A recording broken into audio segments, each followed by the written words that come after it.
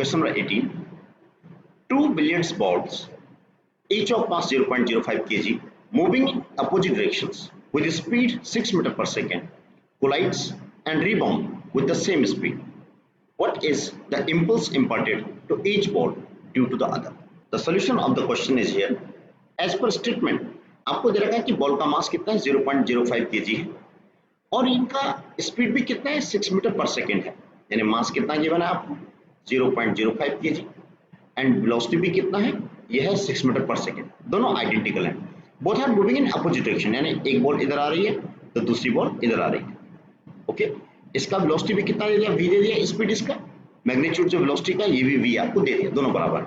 Statement के according जैसे इनका कोलिजन होगा, यहाँ पे ये कोलाइड होते हैं, यहाँ पे कोलिजन हो गया, ये कोलिजन हो गया, ये आपके पास बॉल 1 है, ये बॉल 2 है, ये बॉल 1 है, ये बॉल 2 है। अब आफ्टर कोलिजन आपको स्टेटमेंट में दे रखा है कि ये फिर यहाँ से अपोजिट डायरेक्शन में वापस आ जाते हैं, रिबाउंड्स, यानी वापस आते हैं दिस वन, इस तरह से। अब ये उसी वेलोसिटी v से वापस आ जाएगा, इसका मास m है, ये बॉल 2 है, इसका मास भी m है, ये भी उसी वेलोसिटी v से इस डायरेक्शन में, मैग्नीट्यूड से इस डायरेक्शन में आ जाएगा, डायरेक्शन चेंज रहेगी, वेलोसिटी का मैग्नीट्यूड सेम रहेगा, हाँ डायरेक्शन चेंज रहेगी। तो इस सिचुएशन में आपको इंपल्स बोला है कि एक बॉल की वजह से दूसरी बॉल को कितना इंपल्स इंपार्ट होगा, स्टेटमेंट आपको पूछा हुआ है इंपल्स। तो इंपल्स में हम अच्छी तरह जानते हैं, impulse stand that change in momentum. एक बॉल दूसरे को कितना इंपल्स दे देगी तो हम चेंज इन मोमेंटम को सॉल्व कर लेंगे। अब स्टार्टिंग में देखें, इस बॉल का जो मोमेंटम इस डायरेक्शन में था, स्टार्टिंग में कितना था, mb था, और बाद में स्ट्राइक करने के बाद इसका मोमेंटम किधर हो गया, इधर हो गया, तो ये कितना हो जाएगा, माइनस mb हो जाएगा इसके कंपेरिजन में। तो चेंज इन मोमेंटम कितना हो जाएगा, इनिशियल कितना था mb माइनस फाइनल कितना हो गया, माइनस mb, क्योंकि डायरेक्शन अपोजिट हो गई है, it become here 2mb। 2 mass is given to you 0.05 into velocity कितने दे रखी है, 6 दे रखी है, इट बिकम हियर 5 2 से 10 हो जाएगा, it become here 0.1 into 6 that comes out to be 0.6 kg meter per second is the answer. Next question, question number 19, laws of motion, NCERT. Statement is a shell of mass 0.02 kg is fired by a gun of mass 100 kg. If the muzzle speed of the shell is 80 meter per second, 80 meter per second, आपको speed दे रखी है, it is 80 meter per second. What is the required speed of the gun? The solution of the question, ये question again law of conservation of momentum पे based है। तो जैसे ही हम यहाँ पे गन से शेल को फायर करेंगे, ये गन हमारे पास है और यहाँ से हमने शेल को फायर किया, तो जो शेल होगा, शेल की वेलोसिटी इस डायरेक्शन में है v, शेल का मास कितना है, स्मॉल m है, और जो गन है, गन को रिक्वायर्ड वेलोसिटी मिलेगी कैपिटल v और गन का अपना मास कितना है, कैपिटल m है। तो अगर हम law of conservation of linear momentum को यूज करेंगे तो जो मोमेंटम शेल को फॉरवर्ड मिला है वही मोमेंटम गन को बैकवर्ड डायरेक्शन में मिल जाएगा। Means momentum of shell must be equal to momentum of gun. तो शेल का मास कितना है, small m, small v, shell का मास कितना है, स्मॉल m है, वेलोसिटी v है, स्मॉल v है, और गन का जो मास है कैपिटल m है, वेलोसिटी v है। तो व्हाट टू कैलकुलेट, आपको निकालना है required speed of gun, capital V आपको निकालना है, तो कितना हो जाएगा, m small v by capital M। अब आपको स्मॉल m दे रखा है, ये किसके लिए है, ये शेल के लिए है, ये शेल के लिए है, ये भी शेल के लिए है। तो शेल का मास कितना गिवन है, 0.02, वेलोसिटी कितना गिवन है शेल का, आपको दे रखा है 80 मीटर पर सेकेंड, और गन का मास कितना है 100 kg आपके पास मास दे रखा है। सॉल्व करके आ जाएगा, यहाँ कैंसिल आउट हो जाएगा, 8 2 16 हो जाएगा, it become here 0.016 meter per second is the required velocity of the gun.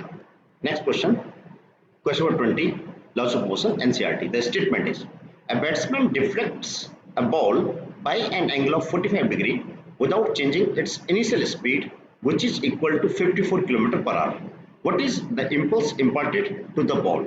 Mass of the ball is 0.15 kg.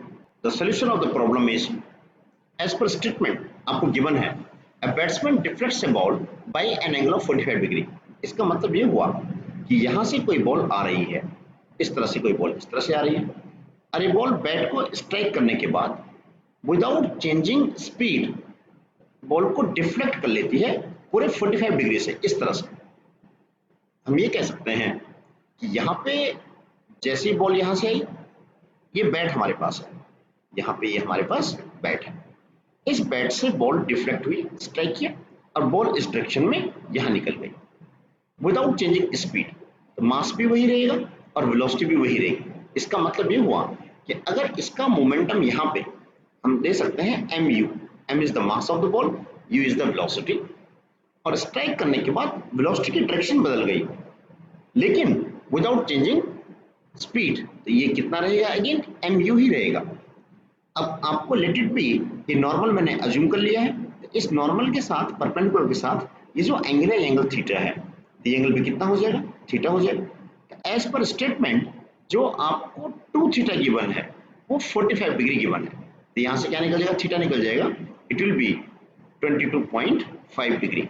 इतने इस पे बॉल इंसिडेंट हो रही है इस नॉर्मल पे। अब ये जो प्रॉब्लम है ये 2 डायमेंशन प्रॉब्लम है, ये हमारे पास क्या हो जाएगा, एक्स एक्सिस हो जाएगा, ये हमारे पास क्या हो जाएगा, वाई एक्सिस हो जाएगा। तो हमें इस प्रॉब्लम को अब हमें इस प्रॉब्लम को इस एक्स वाई प्लेन में पढ़ना पड़ेगा। तो बहुत केयरफुली हम इसको सॉल्व कर सकते हैं। रिलेटेड पी जो इसका इनिशियल मोमेंटम ये है एम यू, और ये क्या है, फाइनल मोमेंटम है। आपको निकालना है इम्पल्स। इम्पल्स का लिटरल मीनिंग होता है चेंज इन मोमेंटम। इम्पल्स का मतलब होता है चेंज इन मोमेंटम। अगर आप एक्स में भी डिस्कस करेंगे इसको और y में भी डिस्कस करेंगे तो आपको उसके लिए x y में मोमेंटम को चेक करना पड़ेगा। तो इसको सॉल्व करने के लिए हम यहाँ पे हेल्प ले सकते हैं। मैंने इस क्वेश्चन को समझने के लिए यहाँ पे इस तरह से ड्रॉ कर दिया है। ये मैंने x एक्सिस में ड्रॉ कर दिया है, ये मैंने y एक्सिस को यहीं पे ड्रॉ कर दिया है। यहाँ पे एंगल थीटा है, अगर एंगल थीटा तो सिमेट्री से एंगल भी कितना हो जाएगा, थीटा होगा, आप समझ सकते हैं। तो जो mu इसका मोमेंटम है इसको ब्रेक करेंगे, यहाँ कितना हो जाएगा, mu cos theta, that you know very well. और ये वाला यहाँ कितना हो जाएगा, ये हो जाएगा mu sin थीटा। ये आपने इनिशियल मोमेंटम को ब्रेक कर लिया है। जो फाइनल मोमेंटम है इसको देखें, तो इसको हम अच्छी तरह समझ रहे हैं। यहाँ से mu इस डायरेक्शन में जा रहा है, ये एंगल थीटा है, यहाँ जो कंपोनेंट आएगा ये कितना हो जाएगा, mu cos थीटा हो जाएगा, और यहाँ जो कंपोनेंट आएगा ये कंपोनेंट कितना हो जाएगा, mu sin थीटा आ जाएगा।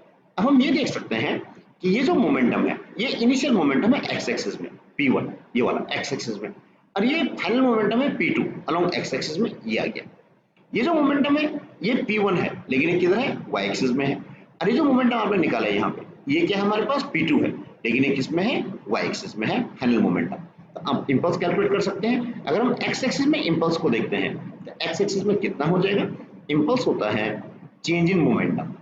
इसको अगर हम चेक करते हैं, impulse is equal to change in momentum is equal to p2 minus p1। Change हो गया, देखो p2 कितना है x एक्सिस में, ये है, ये p2 है mu sin theta, minus p1 कितना है x एक्सिस में, ये p1 भी कितना है x एक्सिस में, आप देख सकते हैं यहाँ से, ये भी कितना है mu sin थीटा। इसकी डायरेक्शन भी सेम है, इसलिए यहाँ पे हम इसको सिंपल mu sin थीटा ही लिखेंगे, और आप देखेंगे ये कैंसिल आउट हो जाएगा। And net change in momentum along x axis is 0, यानी x एक्सिस पे कोई इंपल्स एक्ट नहीं करेगा। अब डिस्कस करेंगे y एक्सिस में। तो y एक्सिस में अगर हम इंपल्स को सॉल्व करते हैं तो it comes out to be impulse is equal to change in momentum, again जो फॉर्मूला है ये हमारा, कितना हो जाएगा change in momentum, it will be p2 minus p1। अब देखो यहाँ पे p2 कितना है y एक्सिस में, ध्यान रखना p2 ये है, ये आपने सॉल्व कर रखा है, कितना है mu cos theta, it is here mu cos theta minus, अब जो P1 है, P1 हमारे पास ये है mu cos थीटा, लेकिन इसकी डायरेक्शन क्या है, डाउनवर्ड है। इसका मतलब इसको लिखना पड़ेगा हमें माइनस mu cos थीटा। अब टोटल सॉल्व करेंगे कितना आ जाएगा, 2mu cos थीटा। ये हमारे पास net change in momentum, net impulse आ गया है 2mu cos थीटा। अब हम यहाँ पे वैल्यू पुट करके आंसर को निकाल सकते हैं। Let me put the values. आपको स्टेटमेंट में गिवन है थीटा कितना हमारे पास 22.5 डिग्री हमें निकाल दिया हमने, क्योंकि पूरा एंगल 45 डिग्री है, तो ये 2 थीटा 45 हो गया, थीटा 22.5 डिग्री हमने सॉल्व कर दिया है। यहाँ पे मास आपको गिवन है कितना 0.15 kg है, स्पीड कितना है 54 किलोमीटर पर आवर है। तो आपने यहाँ पे जो इन्फॉर्मेशन है उसको नोट कर दिया है, मास आपको गिवन है, थीटा आपको गिवन है, स्पीड 54 किलोमीटर पर आवर को हमने चेंज कर दिया मीटर पर सेकेंड में 15 मीटर पर सेकेंड। तो यहाँ से आंसर कितना हो जाएगा 2m, मास कितना है 0.15, स्पीड कितनी है u 15 मीटर पर सेकेंड है, इनटू कॉस ऑफ हमारे पास है 22.5 डिग्री। अब यहाँ पे हम इसको वैल्यू पुट करेंगे, it comes out to be 2 into 0.15 into 15, और इसकी वैल्यू होती है 0.9239। ये हमने cos 22.5 की वैल्यू पुट कर दी है। पूरा सॉल्व करके आपका आंसर आ जाएगा 4.16 kg metre per second. It is the answer here. तो इस टाइप का कभी भी कोई क्वेश्चन आता है तो आप वहां पे डायरेक्टली फॉर्मूला यूज कर दीजिए 2mu cos थीटा। लेकिन आपको ध्यान देना पड़ेगा कि थीटा एंगल कौन सा होता है, ये इंसिडेंट एंगल होता है जिस पे कि बॉल ने स्ट्राइक किया है, ये वाला एंगल थीटा होता है। इस बात का आपको ध्यान रखना है। The next question is question 21, laws of motion NCERT. The statement is a stone of mass 0.025 kg tied to the end of a string is whirled round in a circle of radius 1.5 meter with a speed of 40 revolution per minute in a horizontal plane. What is the tension in the string? What is the maximum speed with which the stone can be whirled round if the string can withstand a maximum tension of 200 Newton? The solution is here. As per statement, आपको ये दे रखा उसने कि हमने क्या किया कि एक स्टोन लिया, उसका मास आपको गिवन है और इस स्टोन को हमने एक स्ट्रिंग से बांध दिया। स्ट्रिंग की लेंथ आपको दे रखी है 1.5 मीटर। ये लेंथ कितनी है? 1.5 मीटर है। और जब आप इसको सर्कल में घुमाएंगे, रोटेट करेंगे, तो जो रेडियस बनेगी वो रेडियस कितनी बनेगी? 1.5 मीटर ही बनेगी। और ये मास हमने यहाँ से इसको इस पॉइंट ओ के अबाउट हमने घुमा दिया। जब इसको हम रोटेट करेंगे सिचुएशन ऐसी बन जाएगी हमारी, इस तरह से हॉरिजॉन्टल सर्कल में रोटेट हो जाएगा। हम एक इंपॉर्टेंट रिजल्ट जानते हैं कि जब भी ये सिचुएशन सामने आती है कि किसी बॉडी को हम हॉरिजॉन्टल सर्कल में रोटेट करते हैं, इसका रेडियस r हो जाएगा। तो उस कंडीशन में जो सेंट्रीपिटल फोर्स लगता है, the force acting toward centre, that is the tension on the string.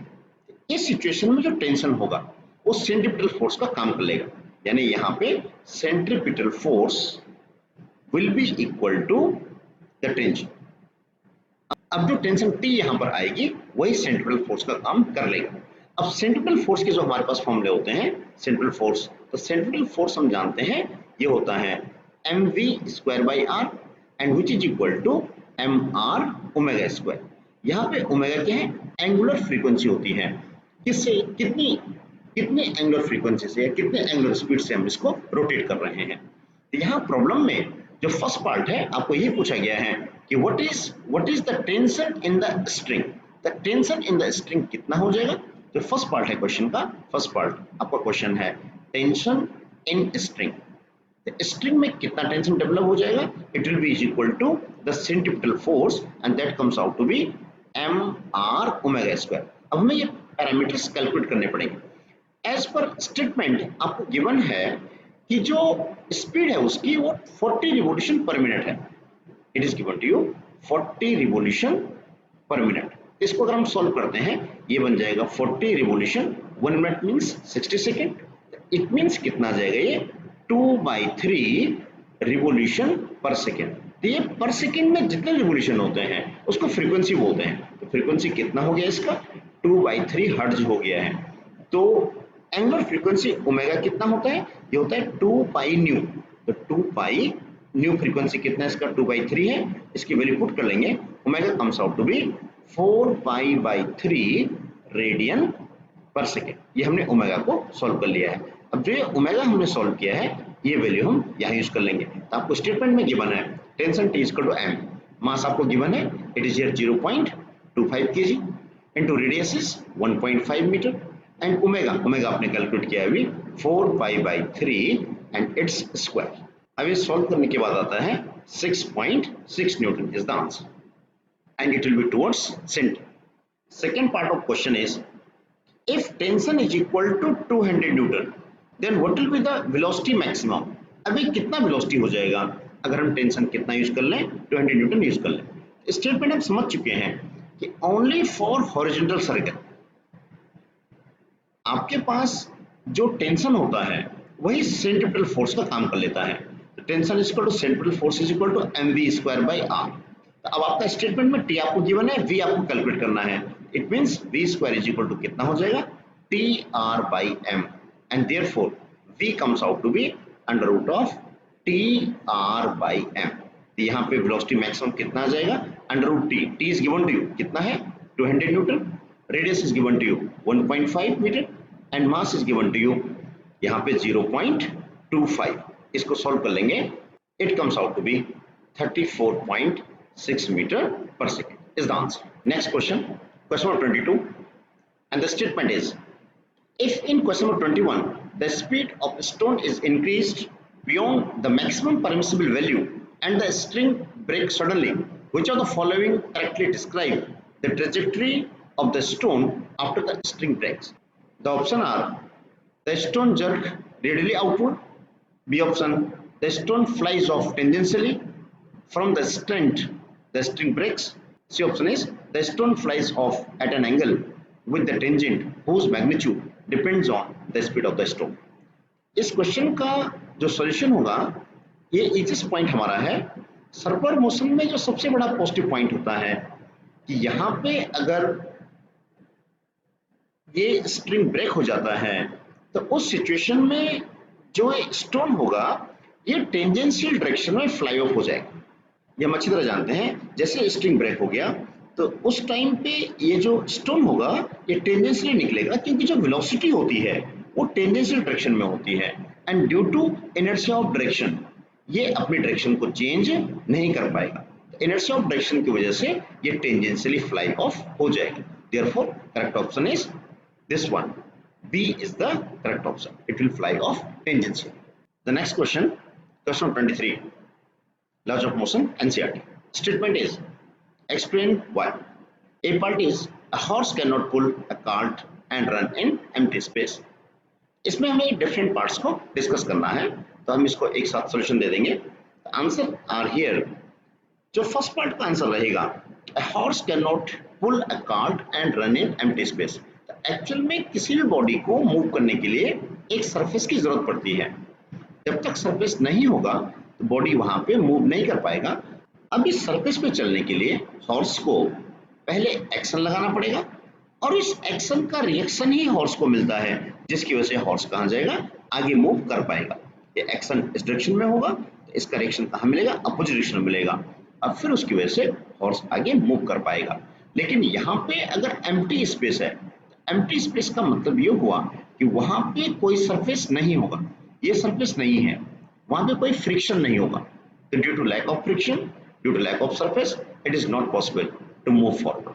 In this way जो आपका आंसर बनेगा वो आंसर क्या बन जाएगा कि no reaction is available in empty space, therefore a horse can not pull a cart and run in empty space. B part is passengers are thrown forward from their seat when speeding bus stops suddenly. ये simplest concept है. अगर speeding बस आगे की तरफ है, बस में बैठे हुए जो पैसेंजर्स हैं वो भी मोशन की स्टेट में है, आगे की तरफ फॉरवर्ड डायरेक्शन में उनका मोशन का टेंडेंसी है.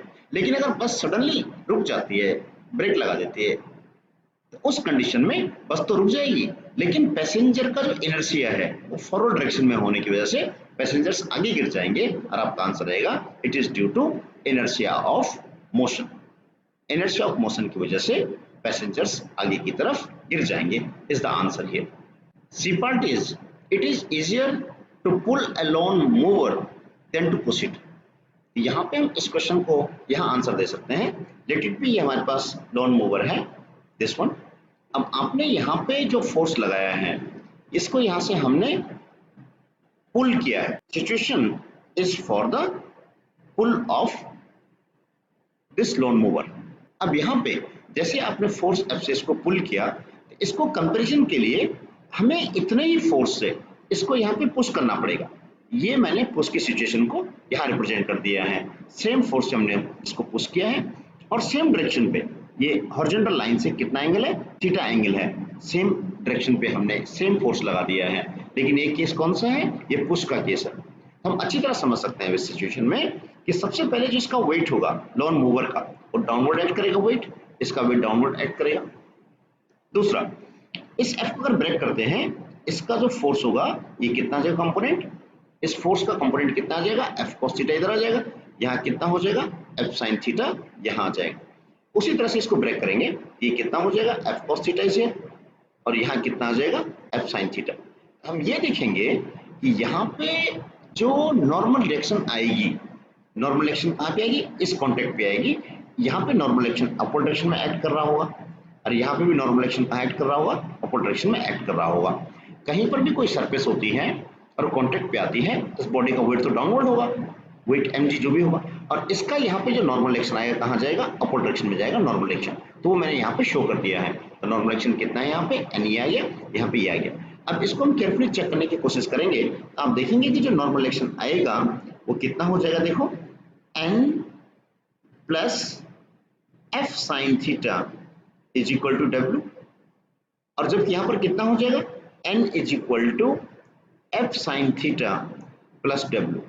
केयरफुली देखेंगे इस फर्स्ट सिचुएशन में जो पुल का केस है, तो पुल वाले केस में अगर हम यहाँ पर देखें तो इस पुल में जो नॉर्मल एक्शन हमें मिलेगी वो कितनी हो जाएगी, w minus f sine theta, और उसके केस में कितनी मिलेगी नॉर्मल एक्शन, ये मिलेगी हमें n is equal to w plus f sine theta. अब यहाँ पे नॉर्मल एक्शन पुल में कम है, ये माइनस हो रहा है, यहाँ पे आपने w में से नेट वेट में से f साइन थीटा को माइनस किया है, उसमें नॉर्मल एक्शन ज्यादा है। अगर सिचुएशन में अगर नॉर्मल एक्शन ज्यादा हो जाएगी तो जो फ्रिक्शनल फोर्स होता है, फ्रिक्शन F इज इक्वल होता है म्यू n। तो इस तरह से जिसमें नॉर्मल एक्शन ज्यादा होगी उसमें फ्रिक्शन ज्यादा मिलेगा। तो आप इस तरह से दे सकते हैं कि पुल में जो नॉर्मल एक्शन है कम है, इसका मतलब पुल में जो फ्रिक्शन मिलेगा, friction for pull will be less than friction for push. तो पुश के केस में ज्यादा फ्रिक्शन होने से ये ज्यादा टफ हो जाएगा, and therefore it is easier to pull a lawn mower than to push it. इस प्रॉब्लम के सी पार्ट को हमने इस तरह से आंसर दे दिया है।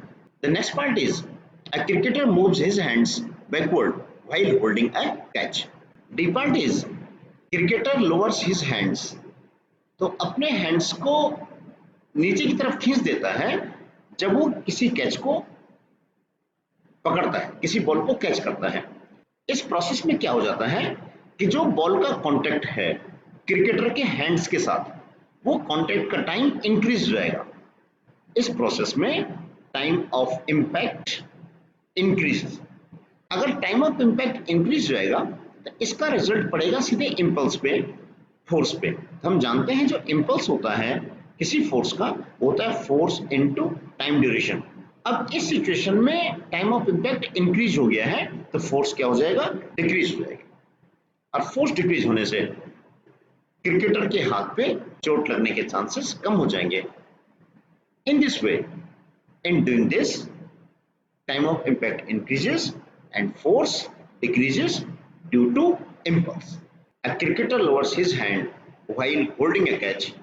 The answer is time of impact increases and force decreases due to impulse.